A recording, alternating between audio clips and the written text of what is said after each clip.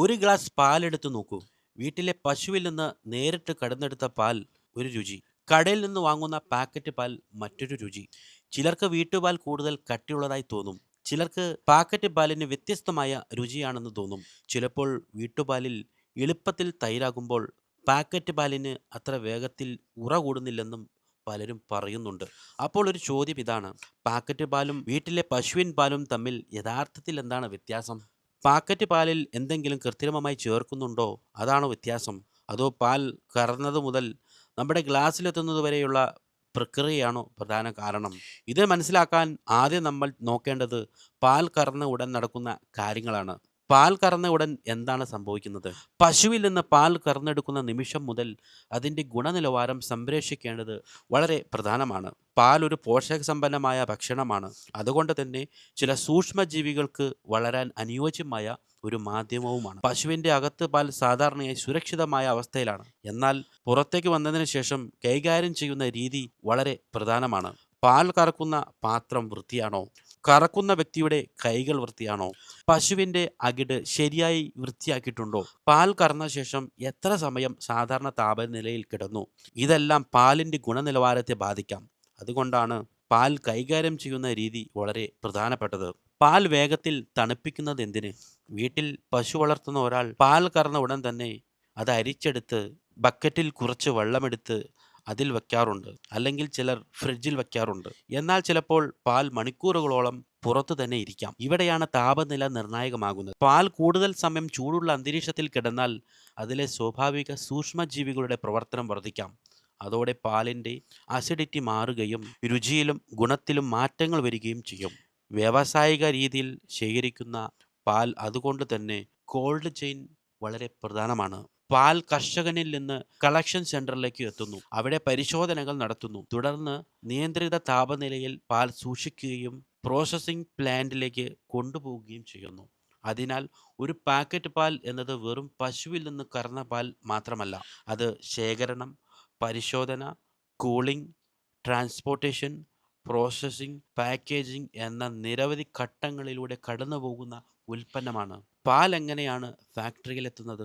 കേരളത്തിലെ എല്ലാ പ്രദേശങ്ങളിലും ആവശ്യമായ അളവിൽ പാൽ ഉൽപ്പാദിപ്പിക്കപ്പെടണമെന്നില്ല.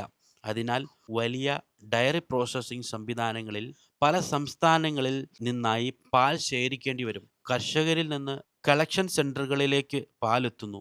അവിടെ നിന്ന് വലിയ തോതിലുള്ള പാൽ ടാങ്കേഴ്സ് വഴി പ്രോസസ്സിംഗ് പ്ലാന്റിലേക്ക് പോകുന്നു. ഇവിടെ ഒരു പ്രധാന കാര്യമുണ്ട്. പാൽ എത്ര വേഗത്തിൽ ശേഖരിക്കപ്പെടുന്നു, എത്ര വേഗത്തിൽ തണുപ്പിക്കുന്നു, ട്രാൻസ്പോർട്ടേഷൻ സമയത്ത് താപനില എങ്ങനെ നിയന്ത്രിക്കുന്നു, ഇവയെല്ലാം അന്തിമ ഉൽപ്പന്നത്തിൻ്റെ ഗുണനിലവാരത്തിൽ സ്വാധീനം ചെലുത്താം. അതുകൊണ്ട് തന്നെ ഡയറി ഇൻഡസ്ട്രിയിൽ കോൾഡ് ചെയിൻ എന്നത് വളരെ പ്രധാനപ്പെട്ട സംവിധാനമാണ്. പാക്കറ്റ് പാലിലെ ഏറ്റവും പ്രധാനപ്പെട്ട ഘട്ടം. ഇനി നമ്മൾ എത്തുന്നത് പാസ്ചറൈസേഷൻ എന്ന പ്രക്രിയയിലേക്കാണ്. പാൽ പാക്കറ്റിൽ നിറയ്ക്കുന്നതിന് മുൻപ് നിയന്ത്രിത താപനിലയിൽ ചൂടാക്കി പിന്നീട് വേഗത്തിൽ തണുപ്പിക്കുന്ന പ്രക്രിയയാണ് സാധാരണയായി പാസ്ചറൈസേഷൻ എന്ന് പറയുന്നത്. ഇതിൻ്റെ പ്രധാന ലക്ഷ്യം പാലിൽ ഉണ്ടായേക്കാവുന്ന രോഗകാരികളായ സൂക്ഷ്മജീവികളുടെ എണ്ണം സൂക്ഷ്മമായ നിലയിലേക്ക് കുറയ്ക്കുക എന്നതാണ്. ഇത് പാൽ കത്തിച്ചു കളയുന്ന പ്രക്രിയയല്ല. നിയന്ത്രിതമായ താപനിലയും സമയവും ഉപയോഗിച്ചാണ് ഈ പ്രോസസ്സിംഗ് നടക്കുന്നത്. അതിനുശേഷം പാൽ പാക്കറ്റിലാക്കുന്നു. അതിനാൽ പാക്കറ്റ് പാൽ നേരിട്ട് പശുവിൽ നിന്ന് കറന്നെടുത്ത പാലിൽ നിന്ന് വ്യത്യസ്തമായി തോന്നുന്നത് അതിശയകരമല്ല. കാരണം രണ്ടും ഒരേ രീതിയിൽ നിങ്ങളുടെ ഗ്ലാസ്സിൽ എത്തുന്നതല്ല. ഇവിടെയാണ് മറ്റൊരു ചോദ്യം ഉയർന്നു വരുന്നത്: എന്തുകൊണ്ടാണ് വീട്ടുപാലിൽ വേഗത്തിൽ തൈരാകുന്നത്, എന്നാൽ കവർ പാലിൽ അങ്ങനെ സംഭവിക്കുന്നില്ല? ഇതാണ് ഇന്ന് പലരുടെയും പ്രധാന സംശയം. വീട്ടിലെ പാൽ കറന്നെടുത്ത് ചൂടാക്കി തണുപ്പിച്ച ശേഷം പഴയ തൈരിൽ നിന്ന് കുറച്ചെടുത്ത് ചേർത്താൽ അടുത്ത ദിവസം തന്നെ തൈരായി മാറും. എന്നാൽ പാക്കറ്റ് പാൽ ഉപയോഗിക്കുമ്പോൾ ചിലപ്പോൾ അതേ രീതിയിൽ ഉറ കൂടാൻ കൂടുതൽ സമയമെടുക്കുന്നതായി തോന്നാം. ഇതിന് പല കാരണങ്ങളുണ്ടാകാം. ഒന്നാമതായി, പാലിലെ സൂക്ഷ്മജീവികളുടെ അവസ്ഥ വ്യത്യസ്തമാണ്. രണ്ടാമതായി, വീട്ടുപാലിൻ്റെ ഹാൻഡ്ലിംഗ് വ്യത്യസ്തമാണ്. മൂന്നാമതായി, പാക്കറ്റ് പാൽ പാസ്ചറൈസേഷൻ പോലുള്ള പ്രോസസ്സിംഗ് ഘട്ടങ്ങളിലൂടെ കടന്നു പോകുന്നു. നാലാമതായി, ഉപയോഗിക്കുന്ന സ്റ്റാർട്ടർ കൾച്ചർ, പാലിൻ്റെ താപനില, അന്തരീക്ഷത്തിലെ താപനില, പാലിൻ്റെ ഘടന തുടങ്ങിയവ ഫെർമെൻറ്റേഷനെ സ്വാധീനിക്കുന്നു. തൈര് രൂപപ്പെടുന്നത് പ്രധാനമായും ലാക്റ്റിക് ആസിഡ് ബാക്ടീരിയ നടത്തുന്ന ഫെർമെൻറ്റേഷൻ മൂലമാണ്. ഈ ബാക്ടീരിയകൾ പാലിലെ ലാക്ടോസ് ഉപയോഗിച്ച് ലാക്റ്റിക് ആസിഡ് ഉണ്ടാക്കുന്നു. അസിഡിറ്റി ഉയരുമ്പോൾ പാലിലെ കെയ്സിൻ പ്രോട്ടീൻ്റെ ഘടന മാറുകയും പാൽ കട്ട പിടിച്ച് തൈരിൻ്റെ രൂപത്തിലേക്ക് മാറുകയും ചെയ്യുന്നു. അതിനാൽ പാൽ ഉറക്കൂടുന്നില്ല, പാലിൽ എന്തോ വിഷം ചേർത്തിട്ടുണ്ട് എന്ന നിഗമനത്തിലേക്ക് നേരിട്ട് പോകുന്നത് ശാസ്ത്രീയമായി ശരിയല്ല. അതുപോലെ തന്നെ പാൽ ഉറക്കൂടുന്നില്ലെങ്കിൽ അത് മോശം പാലാണെന്നും ഒറ്റ കാരണമായി പറയാനാകില്ല. വീട്ടുപാൽ എപ്പോഴും മികച്ചതാണോ?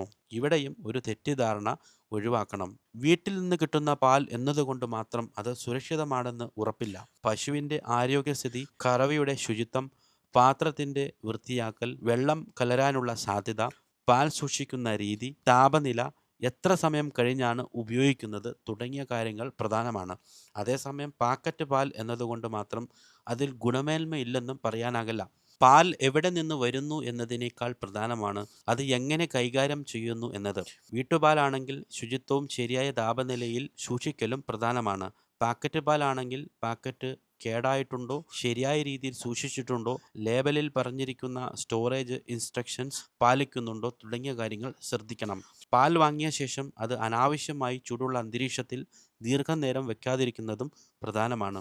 അവസാനം ഒരു കാര്യം, പാക്കറ്റ് പാൽ മോശം, വീട്ടുപാൽ നല്ലത് എന്ന ലളിതമായ വിധിയിലേക്കോ അതിൻ്റെ മറുവശത്തേക്കോ പോകേണ്ടതില്ല. പാലിൻ്റെ ഗുണനിലവാരം തീരുമാനിക്കുന്നത് പശുവിൽ നിന്ന് കറന്നെടുക്കുന്ന നിമിഷം മുതൽ നമ്മുടെ ഗ്ലാസ്സിലെത്തുന്ന നിമിഷം വരെയുള്ള മുഴുവൻ യാത്രയാണ്.